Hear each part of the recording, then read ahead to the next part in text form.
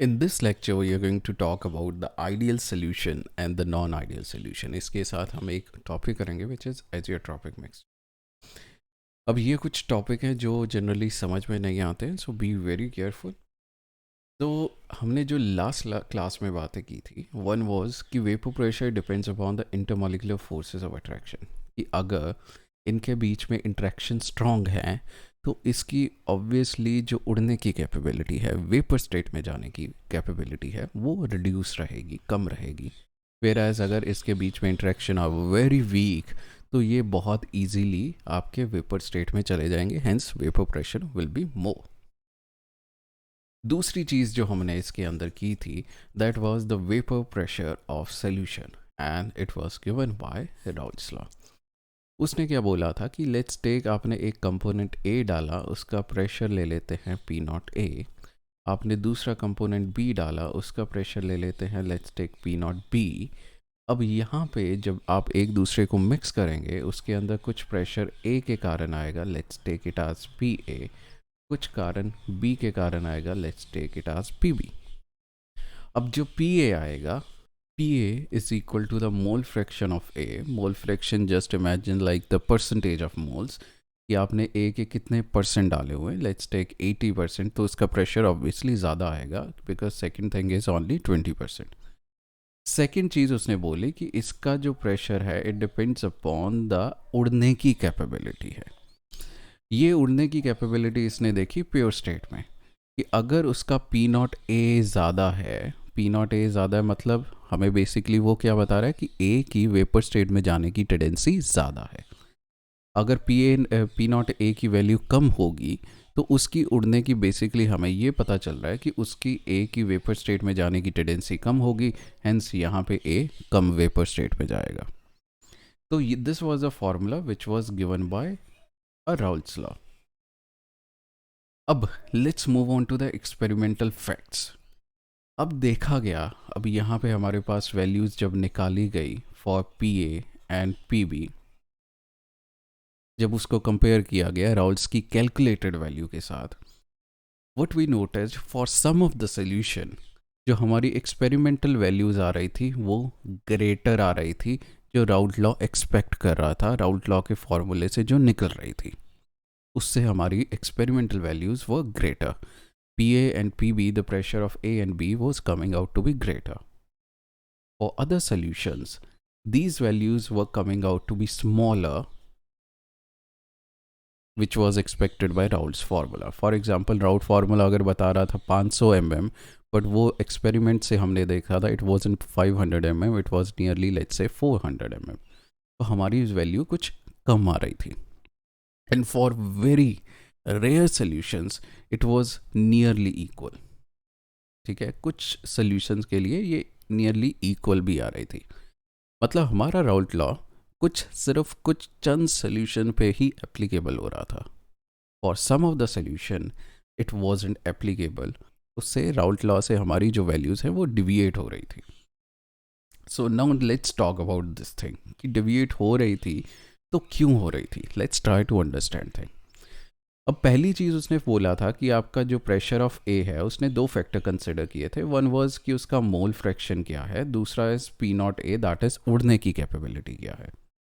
अब पहला फैक्टर है कि ए ज़्यादा होगा तो pressure of A is going to be more, because surface पे ए के जो मॉलिक्यूल्स होंगे वो ज़्यादा होंगे. फॉर एग्जांपल 80% होगा तो 80% सरफेस ए के द्वारा कवर किया जाएगा, तो hence vapour pressure of A is going to be more. तो ये तो हमारा सेंस बनता है. The second point he took was कि ए की उड़ने की कैपेबिलिटी उसने बोला जो उसके प्योर स्टेट में है वो ही उड़ने की कैपेबिलिटी इसके सोल्यूशन के अंदर भी होगी. बट अगर आप देखें, हमने बोला है कि उड़ने की कैपेबिलिटी डिपेंड करती है इंटरमॉलिकुलर फोर्सेस ऑफ अट्रैक्शन पे. यहाँ पे जो ए उड़ेगा वो इन फोर्सेस को तोड़ेगा, दैट इज ए इंट्रैक्शंस को तोड़कर उसको वेपर स्टेट में जाना है. Whereas if we look into the solution, it is not the AA interaction it has to break, it is basically the AB interaction जिसको तोड़कर A को वेपर स्टेट के अंदर जाना है. अब AA interaction is not equal to AB interaction. ठीक है, बी कुछ अलग मॉलिक्यूल है, ए अलग मॉलिक्यूल है, तो ए बी के बीच में इंट्रैक्शन डिफरेंट होंगी obviously from A A interaction. For example let me take A as a water. अब ए वाटर वाटर के बीच में होती है जी हाइड्रोजन बॉन्डिंग, ठीक है, और मैं बी ले लेता हूँ लेट से साइक्लोहेक्सेन या सिंपल बोल लो बेंजीन. अब बेंजीन और वाटर के बीच में जो इंट्रैक्शन है, benzene being non polar, water being polar, उनके बीच में तो इंट्रैक्शन है ही नहीं है. अगर इंट्रैक्शन नहीं होंगी तो ए बी के बीच में अगर इंट्रैक्शन बहुत वीक होंगी तो ए की उड़ने की कैपेबिलिटी जो है वो इंक्रीज हो जाएगी. बट उसने एक्सपेक्ट क्या किया था, उसने एक्सपेक्ट किया था कि ए की उड़ने की कैपेबिलिटी जो उसके प्योर स्टेट में है वही रहनी चाहिए. सो राउल्ट ने अज्यूम क्या किया था, राउल्ट ने अज्यूम ये किया था कि जो जो ए इंट्रैक्शन बन रही हैं, जो जब वो सोल्यूशन बना तो नई जो इंट्रैक्शन बनी वो आपस में इक्वल है. दैट इज़ वाई यहाँ की उड़ने की कैपेबिलिटी डिपेंड्स अपॉन यहाँ की उड़ने की कैपेबिलिटी.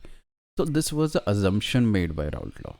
सिमिलरली मैं बी के बारे में बात कर सकता हूँ कि इसके बीच में जो इंट्रैक्शन है और यहाँ पे बी जो इंट्रैक्शन बना रहा है which is A B interaction, these are not equal. But Raoult ने क्या अज्यूम किया था, that B B interaction is also equal to what A B interaction. तो this was the assumption made by Raoult, और इस assumption के basis पे उसने ये फॉर्मूला दिया था. Now these assumption are not correct for every solution.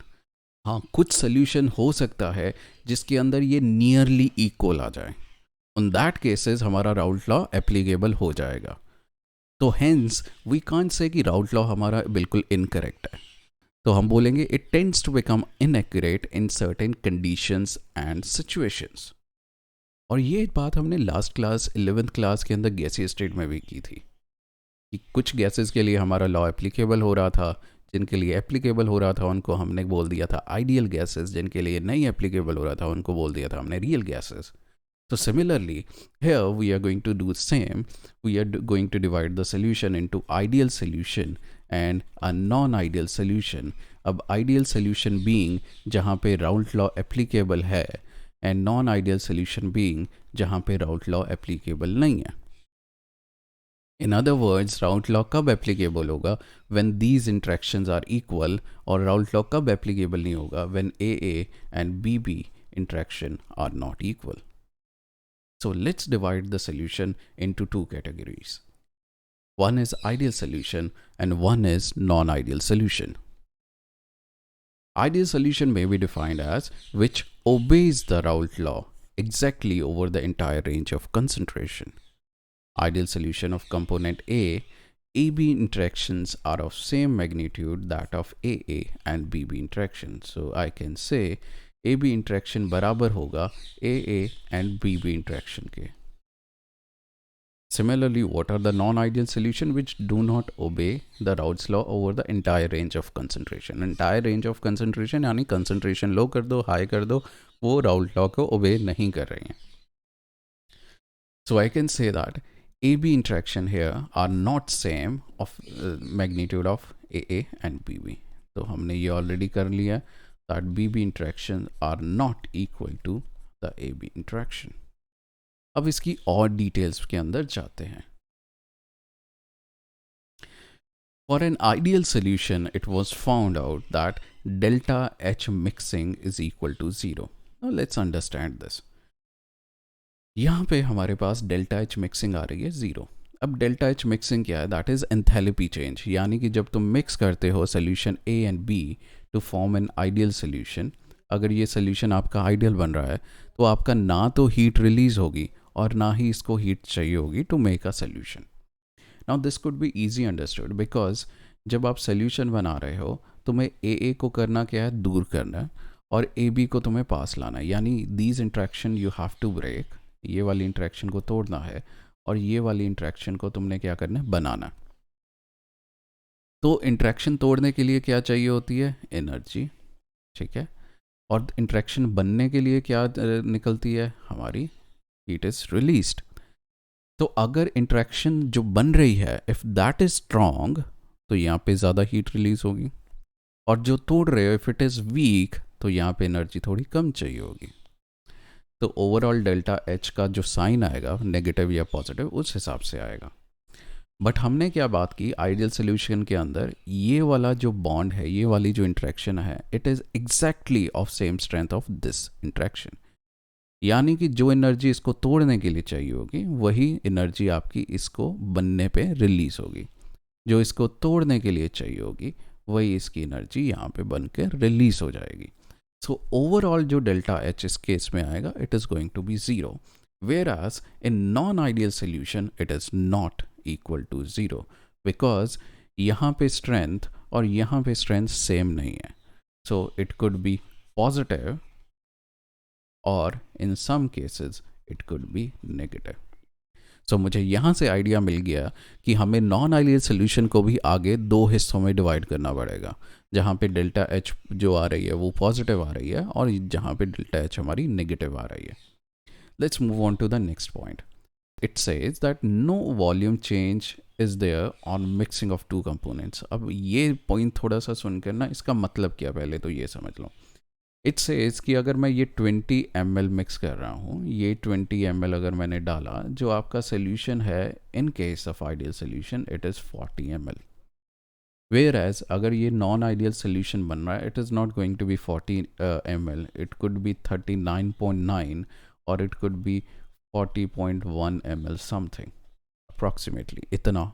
They won't be exactly as 40 ml।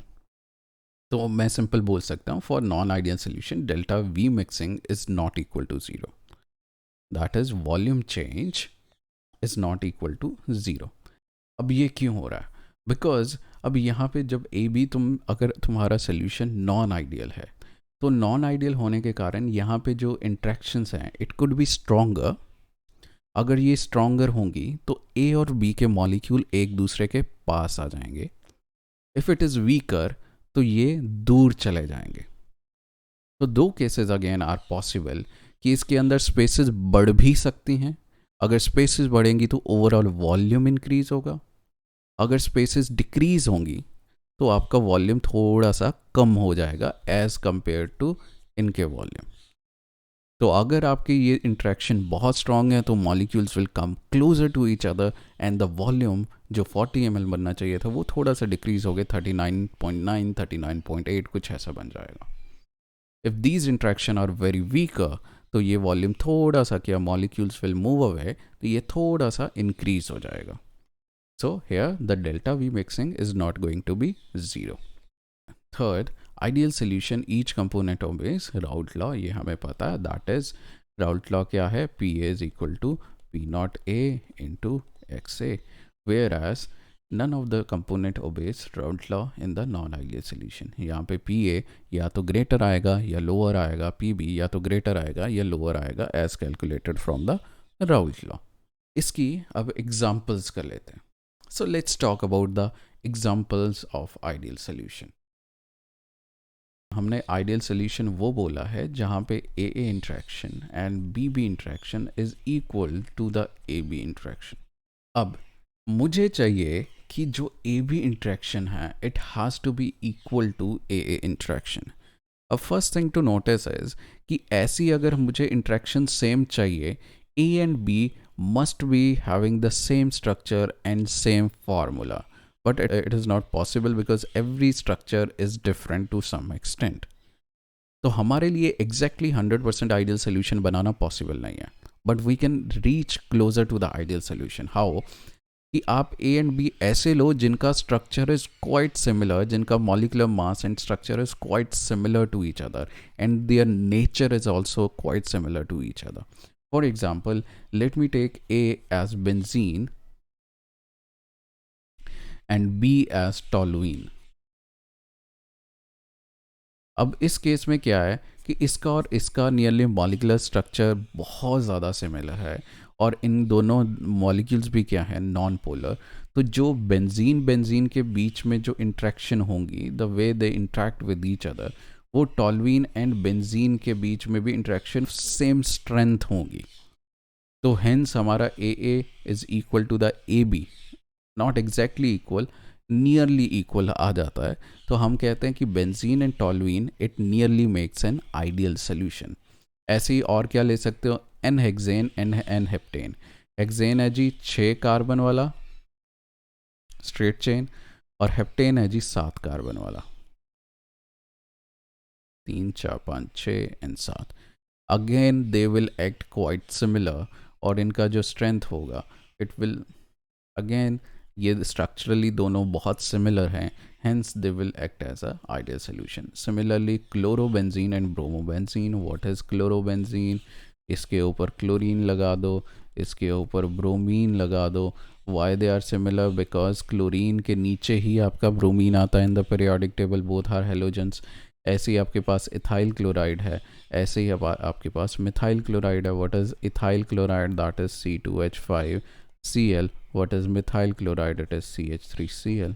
ऐसे ही CCl4 क्या है, this is CCl4 tetrahedral structure. ऐसे ही सिमिलर कार्बन के नीचे क्या आता है जी, कसाई, ये भी सिमिलर स्ट्रक्चर बनाता है। So these are also similar. And the sixth point says all the dilute solution also act as a ideal solution. Now why dilute solution act as a ideal solution? अब dilute solution क्या होगा, जिसके बीच में या तो तुमने A बहुत ज़्यादा डाला हुआ है एंड B कंपोनेंट बिल्कुल कम डाल रहे हो। इफ़ A तुमने बहुत ज़्यादा डाला हुआ है तो सरफेस पे तुम्हें क्या दिखाई देगा, A ही दिखाई देगा। तो इंट्रैक्शन भी कौन सी होंगी, सिमिलर, सिर्फ A वाली होंगी। हेंस इस केस में आपका राउल्ट लॉ क्या हो जाएगा, करेक्ट हो जाएगा, बिकॉज बी आपने डाला ही नहीं है या निग्लिजिबल अमाउंट में डाला है, that is why you are calling it a dilute solution. और ये भी कह सकते हो कि बी आप 99% डाल दो और ए आप सिर्फ 1% डालो, तो वहाँ पे सारे सरफेस पे क्या होंगे, बी मॉलिक्यूल्स होंगे। तो आप बी के सिर्फ बी होंगे तो आपका राउल्ट लॉ अगेन एप्लीकेबल हो जाएगा। तो hence we can say nearly अगर आप डाइल्यूट सोल्यूशन लेते हो उनके ऊपर राउल्ट लॉ आपका काफ़ी हद तक एप्लीकेबल होता है।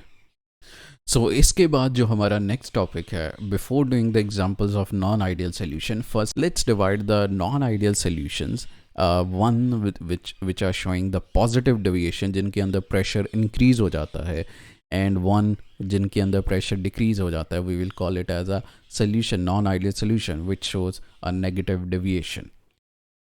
So we got two solutions, one non-ideal solution which shows positive deviation and one with the negative deviations.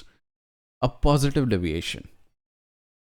Let us consider a binary solution A and B. Suppose AB interaction in solution are weaker. मैंने क्या बोला कि let's take, आप A ले लो, let's take it as a ethanol and B as cyclohexane. ठीक है, ये एग्जाम्पल हमें बाद में भी करनी है बट मैं यहीं पे आपको मैं समझा देता हूँ।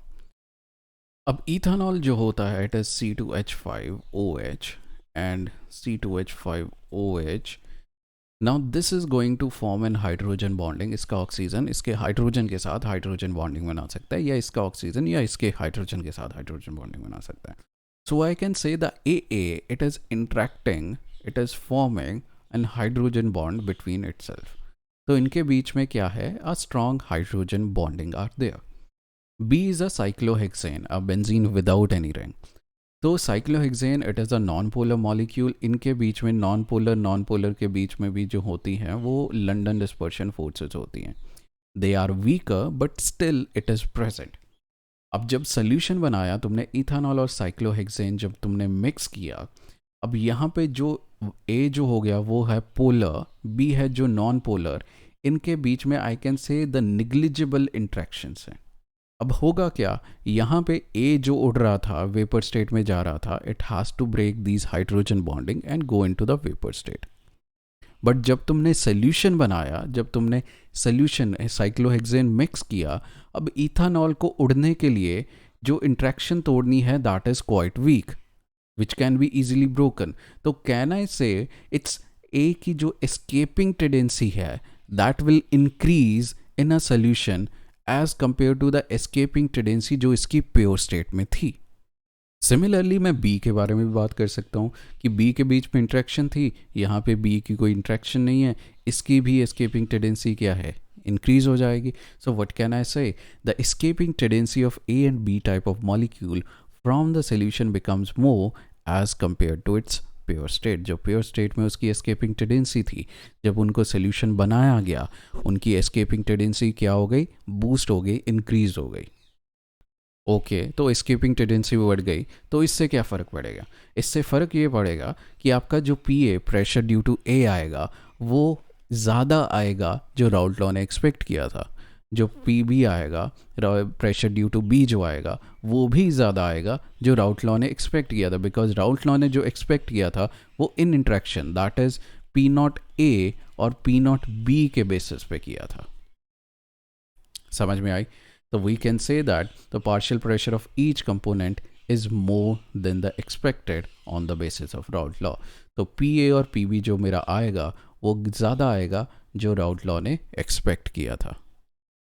तो जब आपका प्रेशर ज़्यादा आए, हम बोलते हैं such a solution shows a positive deviation in the pressure. Now let's talk about the solution which shows negative deviation. अब इनके बारे में इंट्रैक्शन अगर हम अंदाज़ा लगाएं तो क्या होना चाहिए? इनके बारे में जो नई इंट्रैक्शन बन रही हैं, ए बी इंट्रैक्शन जो बन रही हैं, it has to be stronger than A interaction and B B interaction. तो स्ट्रॉन्गर होंगी तो क्या होगा, इनकी उड़ने की जो टेंडेंसी है वो रिड्यूस हो जाएगी। तो जिसके कारण जो प्रेशर ऑफ ए है एंड प्रेशर ऑफ बी जो है वो रिड्यूस हो जाएगा, जो राउल्ट लॉ ने एक्सपेक्ट किया था। Pressure of A and B reduce हो गया तो हम बोलेंगे these solutions are showing negative deviation. तो चलो करते हैं शुरू।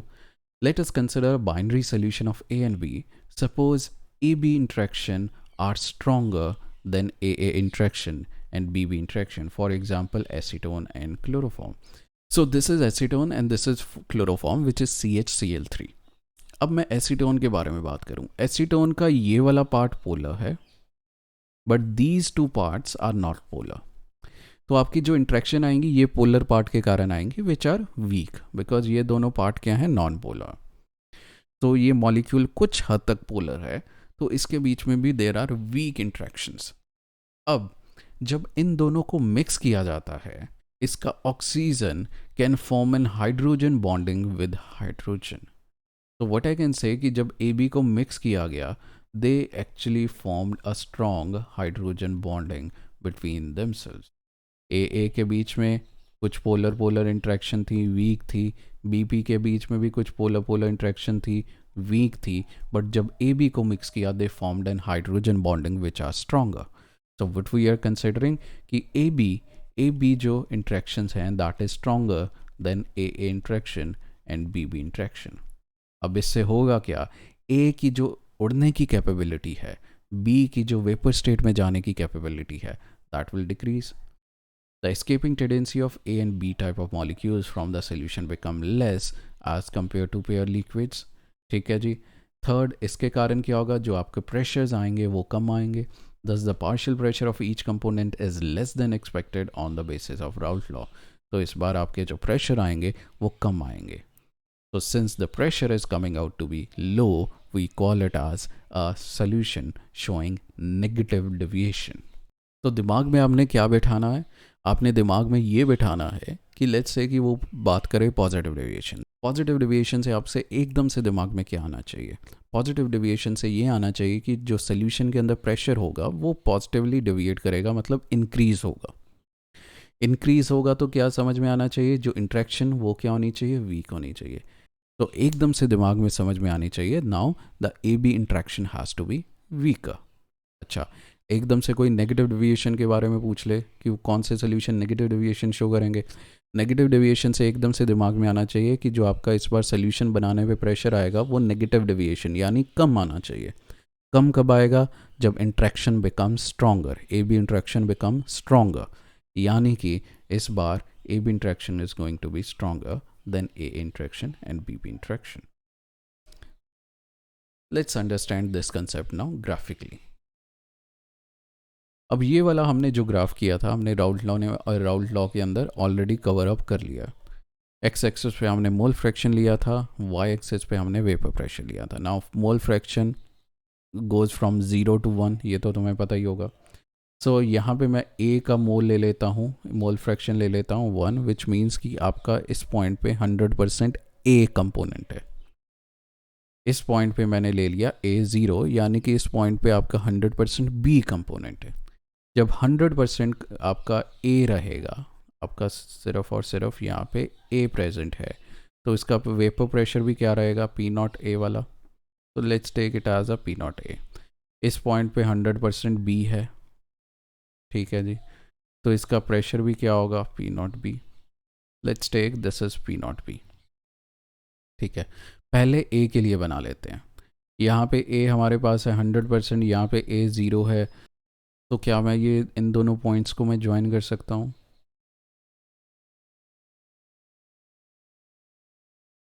सिमिलरली मैं बी के लिए बना सकता हूँ, और फिर हमने टोटल प्रेशर की बात की थी, हमने क्या किया था, इन दोनों पॉइंट्स को ज्वाइन कर दिया था। ओके, ये हमने ओवरऑल ग्राफ बनाया था। अब इसका ग्राफ बनाने की कोशिश करते हैं for a solution which shows positive deviation, for example ethanol and water. उनके लिए ग्राफ बनाने की कोशिश करते हैं। पहले तो मैं एक्सट्रीम पॉइंट्स पे बात कर लेता हूँ। यहाँ पे ए है जी 100%, जब ए 100% होगा तो प्रेशर पी नॉट ए होगा, इसमें कोई डाउट की बात नहीं है। No A B interaction are being form, तो अभी राउल्ट लॉ को कोई किस्सा नहीं है।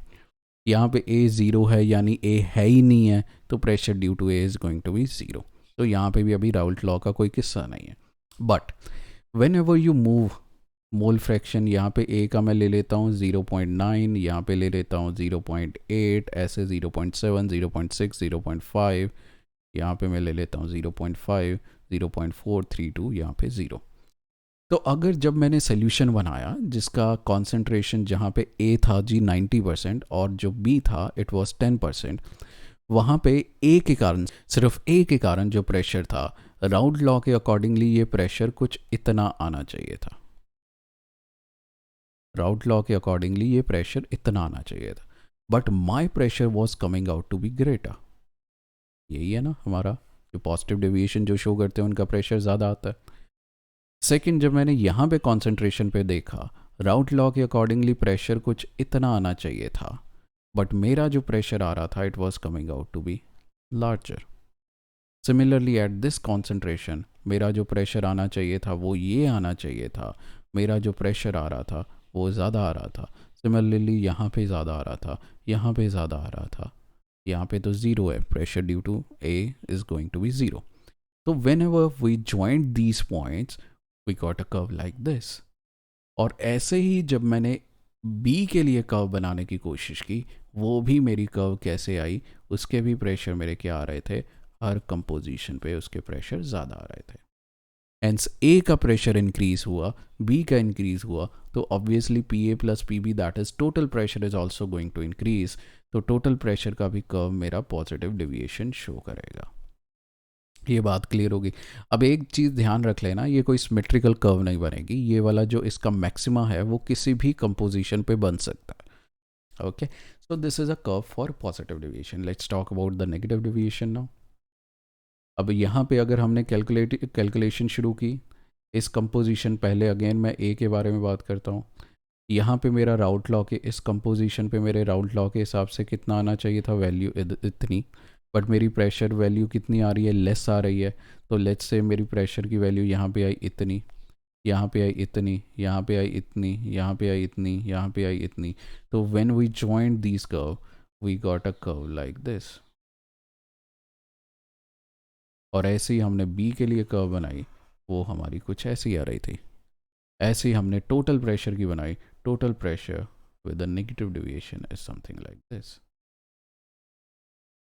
So this is a graph for non-ideal solution showing negative deviation. This is a graph for showing positive deviation. अब थ्योरी के बारे में बात कर लेते हैं। अब थ्योरी में तुम्हें पॉजिटिव डिविएशन में जो जनरली एग्जांपल पूछी जाती है it is ethanol and cyclohexane, जो हमने ऑलरेडी कर लिया है। और नेगेटिव डेविएशन में जो पूछी जाती है that is acetone and chloroform. तो थ्योरी में क्या लिखना है वो पढ़ लेते हैं एक बार। इन इथाइल अल्कोहल और ethanol these molecules are held together by hydrogen bonding. ये मैंने इथानॉल के बीच में हाइड्रोजन बॉन्डिंग ऑलरेडी शो कर दी है। When cyclohexane is added, cyclohexane, ये भी तुम्हें डायग्राम बनाना भी अपनी कॉपी में, ये साइक्लोहेक्सेन है। व्हेन इट इज़ एडेड तो क्या करोगे, जब इथानॉल के अंदर साइक्लोहेक्सेन जब ऐड होगा तो ये हाइड्रोजन बॉन्डिंग टूटेगी। So its molecule tend to occupy the space between alcohol molecule, hydrogen bonding partially breaks and molecule move apart. Hence the escaping tendency of molecule increases. जब इनके बीच में इंट्रैक्शन ही टूट जाएगा तो अल्कोहल की और आपकी साइक्लोहेक्सेन की जो एस्केपिंग टेंडेंसी है वो बढ़ जाएगी. Hence the vapour pressure will increase. ये ऑलरेडी हमने पीछे अभी समझा है. ठीक है, let's move more into the details.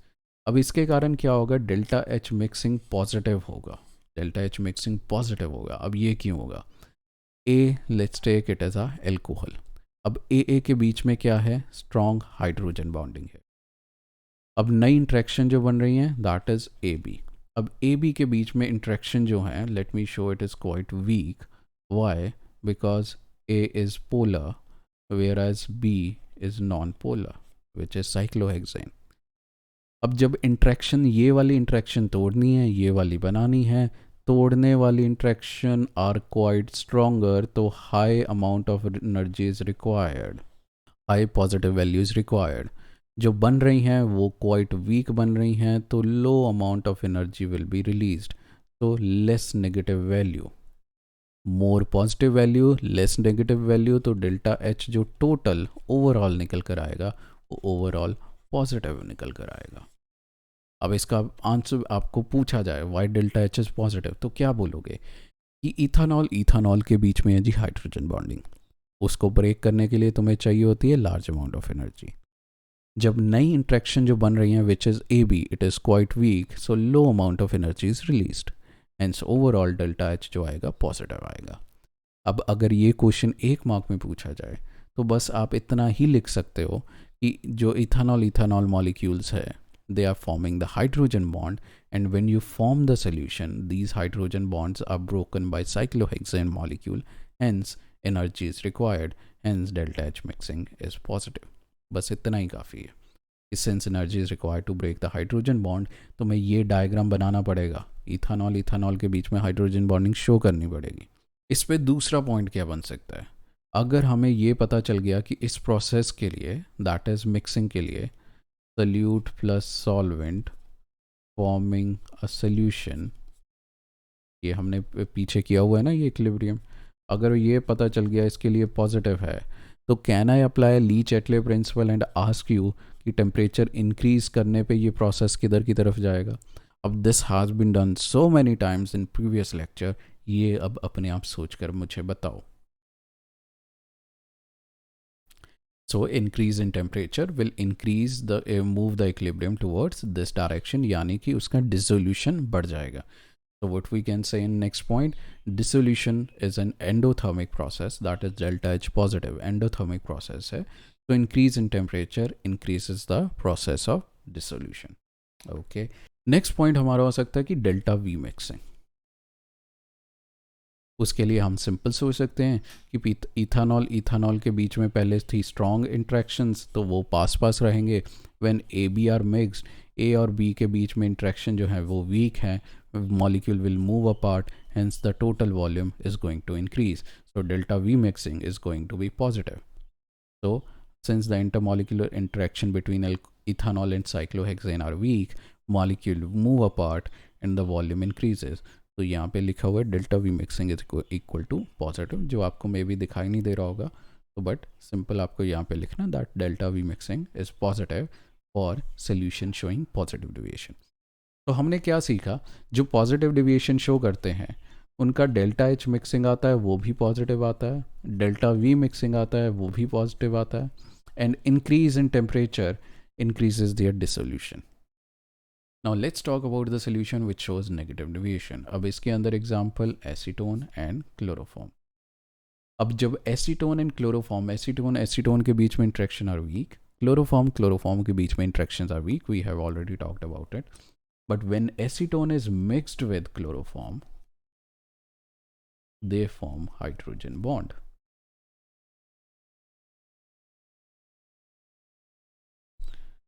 They form hydrogen bond like this. Again आपको कॉपी में ये हाइड्रोजन बॉन्डिंग दिखानी है. Now in this case क्या हो रहा है जी, AB interactions are being stronger than AA interaction or BB interaction. अगर ए बी इंट्रैक्शन स्ट्रांग होगी, ए बी अब ए और बी एक दूसरे को जोर से पकड़ कर रखे हुए हैं, एस्केपिंग टेंडेंसी विल डिक्रीज.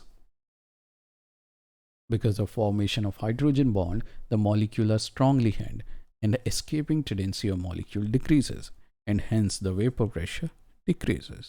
अब इसके कारण क्या होगा, जो डेल्टा वी मिक्सिंग आएगा वो नेगेटिव आएगा. वो नेगेटिव इस बार क्यों आएगा, इस बार फिर से वही सोच सकते हैं कि जो ए इंट्रैक्शन है दे आर वीक. ठीक है, इसको तोड़ने के लिए एनर्जी इस बार ज़्यादा नहीं चाहिए होगी. अब जो नई इंट्रैक्शन बन रही है which is A B, they got strong hydrogen bonding. अब इंट्रैक्शन बनती हैं तो एनर्जी रिलीज होती है. सिंस इंट्रैक्शन जो बन रही हैं वो स्ट्रॉन्ग है, तो आई कैन से large amount of energy will be released. तो नेगेटिव वैल्यू लार्ज है, पॉजिटिव वैल्यू स्मॉल है, तो ओवरऑल डेल्टा एच मिक्सिंग क्या आएगा, नेगेटिव आएगा. कह सकते हो. अगेन इसको एक्सप्लेन करना हो फिर से तुम ये पैराग्राफ लिख सकते हो that when you mix acetone and chloroform they form a strong hydrogen bonding which releases energy, hence delta V mixing, delta H mixing is negative. अच्छा, डेल्टा एच मिक्सिंग नेगेटिव पता चल गया, तो टेम्परेचर इंक्रीज करने पे क्या होगा, उसका उल्टा होगा. इस बार डिसोल्यूशन जो होगा, प्रोसेस ऑफ डिसोल्यूशन क्या होगा, डिक्रीज होगा. तो since dissolution is a exothermic process, the increase in temperature decreases the process of dissolution. Okay, अब डेल्टा वी मिक्सिंग के बारे में क्या बात कर सकते हैं. अब इसके बारे में ये बात कर सकते हैं कि जब तुमने ए और बी को मिक्स किया, सोल्यूशन बनाया, दे formed a strong hydrogen bonding. वो एक दूसरे के पास आ गए. दूसरे के पास आए तो वॉल्यूम क्या हो गया, जितना बनना चाहिए था उससे कम हो गया. तो डेल्टा वी मिक्सिंग भी क्या हो गया, नेगेटिव हो गया. तो फॉर नेगेटिव डेविएशन हमारा डेल्टा एच भी नेगेटिव रहता है, हमारा डेल्टा वी भी नेगेटिव रहता है. और तीसरा पॉइंट हमारे सामने क्या आया, that increase in temperature decreases the process of dissolution in case of negative deviation. अब इतना करने के बाद let's answer this question, why there is increase in temperature observed on mixing chloroform and acetone. पहली चीज़ तो दिमाग में क्या आना चाहिए, जब तुमने क्लोरोफॉर्म और एसीटोन को मिक्स किया तो तुम्हारा टेम्परेचर क्या हुआ, इंक्रीज़ हुआ. टेम्परेचर इंक्रीज़ मतलब तुम्हें यहाँ पे बीकर तुम्हें गर्म महसूस हुआ. अब गर्म क्यों महसूस होगा, टेम्परेचर क्यों इंक्रीज़ होगा, जब ये हीट रिलीज़ करेगा, बाहर की तरफ हीट रिलीज़ करेगा. अगर ये एब्जॉर्ब करता तुम्हें ठंडक महसूस होती. तो बेसिकली वो पूछ रहा है कि इस प्रोसेस पे जो डेल्टा एच नेगेटिव हो रहा है इसका एक्सप्लेनेशन दो. तो डेल्टा एच नेगेटिव का एक्सप्लेनेशन ऑलरेडी हमने दे रखा है. Second question is कि when two liquids A and B are mixed, the resulting solution formed is cooler. ठीक है, उसने क्या बोला, A और B को मिक्स किया, ये सोल्यूशन कूलर बना, तुम्हें बीकर ठंडा लगा. क्यों लगा होगा, कि ये हीट एब्जॉर्ब कर रहा होगा. What do you conclude about the deviation? अगर हीट एब्जॉर्ब कर रहा है यानी डेल्टा एच पॉजिटिव है, तो कहना इससे it is a solution which shows positive deviation, क्योंकि पॉजिटिव डेविएशन के लिए डेल्टा एच भी पॉजिटिव है, डेल्टा वी भी पॉजिटिव है. तो सिंपल मेरे दोनों क्वेश्चन एक एक मार्क्स में पूछे जा सकते हैं. Now let's talk about the examples of solution which shows positive deviation and which shows negative deviation. अच्छा, एकदम से जब कोई पॉजिटिव डेविएशन बात करे तुम्हारे दिमाग में क्या क्लिक होना चाहिए, पॉजिटिव डेविएशन यानी वेपर प्रेशर इस बार क्या होना चाहिए, इंक्रीज होना चाहिए. Vapour pressure means escaping tendency क्या होनी चाहिए, इंक्रीज होनी चाहिए. वो क्यों होगी, जब नई इंट्रैक्शन जो बनेंगी वो वीक बनेंगी, यानी A B interaction are weaker than A interaction and B B interaction. तो एकदम से तुम्हें जब भी कोई पॉजिटिव डेविएशन बोले तुम्हें ये वाली बात सीधा दिमाग में आनी चाहिए. यानी कि इस बार एग्जाम्पल में वो होनी चाहिए कि या तो ए के बीच में हाइड्रोजन बॉन्डिंग हो, या बी के बीच में हाइड्रोजन बॉन्डिंग हो, या हाइड्रोजन बॉन्डिंग ना भी हो, there should be strong interaction. यानी जहाँ पे भी आपको एल्कोहल्स दिख जाए वो वाले, तो alcohol they got hydrogen bonding between itself, तो वो वाले जनरली तुम्हारे पॉजिटिव डेविएशन होंगे. दूसरा आपके पास क्या हो सकता है, दूसरा आपके पास जनरली जो यहाँ पे आता है दैट इज़ CCl4 और SiCl4. तो जब भी ये तुम्हें दो दिख जाएं तो most probably it is the one which is going to show positive deviation. ठीक है, एग्जाम्पल एक तो ये आपको लर्न हो ही गई है, दूसरी और भी कोई एग्जाम्पल है, for example ethyl alcohol and water याद कर सकते हो, एंड मिथाइल एल्कोहल। अगर इथानॉल एंड वाटर याद होगी तो मिथानॉल एंड वाटर तो ऑब्वियसली अपने आप याद होगी। तो याद तो करने को किया जा सकता है, बट जनरली जो मल्टी चॉइस क्वेश्चन आते हैं वहाँ पे तुम्हें सोल्यूशन दिए जाते हैं, वहाँ पे पूछा जाता है कि ये पॉजिटिव शो करेगा, नेगेटिव शो करेगा। तो ये थोड़ा सा टिप है कि अल्कोहल या CCl4 तुम्हें दिखाई दे जाए, most probably it is going to show positive deviation. अब नेगेटिव डेविएशन में क्या होता था जी, अब एकदम से क्या क्लिक होना चाहिए, नेगेटिव डेविएशन यानी वेपर प्रेशर इस बार आना चाहिए कम, यानी कि इस बार एस्केपिंग टेंडेंसी कम क्यों आएगी, when AB interaction are quite stronger than AA interaction, यानी इस बार दोनों मॉलिक्यूल आपस में A एंड B आपस में कोई स्ट्रॉन्ग इंट्रैक्शन बनाए या हाइड्रोजन बॉन्डिंग बनाए। तो पहला एग्जांपल तो एसीटोन एंड क्लोरोफॉर्म, ये तो तुम्हें आना ही चाहिए। दूसरी चीज़ यहाँ पे जनरली तुम्हें एसिड्स दिखाई दे सकते हैं, और हमें यहाँ पे जो दिखाई देता है दैट इज़ क्लोरोफॉर्म। तो ये जो जब दिखाई दे जाए most probably it is going to be negative deviation. But ये ट्रिक है, शॉर्ट ट्रिक है कि अगर ये तुम्हें दिखाई दे जाए most probably it is going to be negative deviation, अगर ये दिखाई दे जाए पॉजिटिव डेविएशन। बट अगेन दिमाग में याद रखना, ये वाला केस अगर आ जाए तो कंफ्यूज नहीं होना, इसको थोड़ा सा याद रख लेना।